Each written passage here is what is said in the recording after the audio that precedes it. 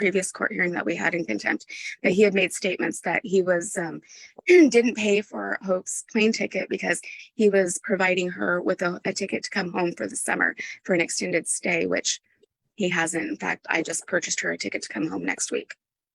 Is that part of your motion for contempt? I didn't see that. No, I'm just saying it shows to character of just how I can't count on his word even in paper.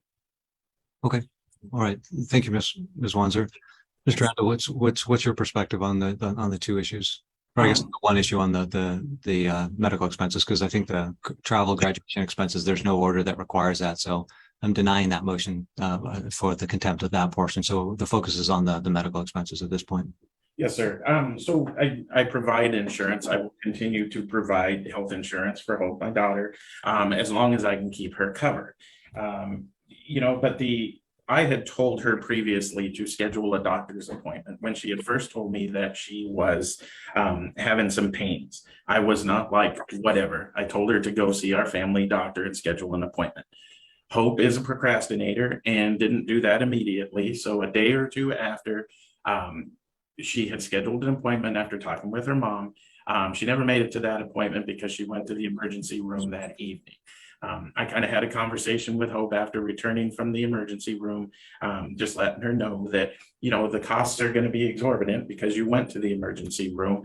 Everything is, it seems like almost double. And I said, if you'd have gone to the doctor's appointment, something may have been able to be done at the doctor's, which would have been relatively cheaper, and the insurance would have covered a good majority of it. Granted, the insurance covered almost more than 90% of the emergency room, so that was great. I didn't think that it was out of question to help my daughter understand the process of going to the emergency room, that a bill comes along with that. I asked her to contact the hospital, let them know the situation that she is in. That she just turned 18. She's still, just about to graduate from high school, in the hopes that maybe they would either waive this or move it to, to a minimal payback.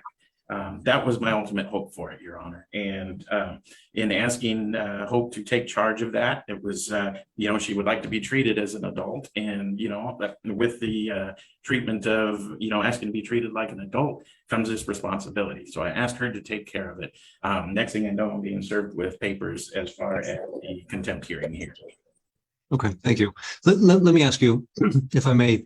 So the temporary child support order of December 2012 indicates that there's a division of responsibility for uninsured medical expenses, a 31-69 split. My question, I guess, is that as the person providing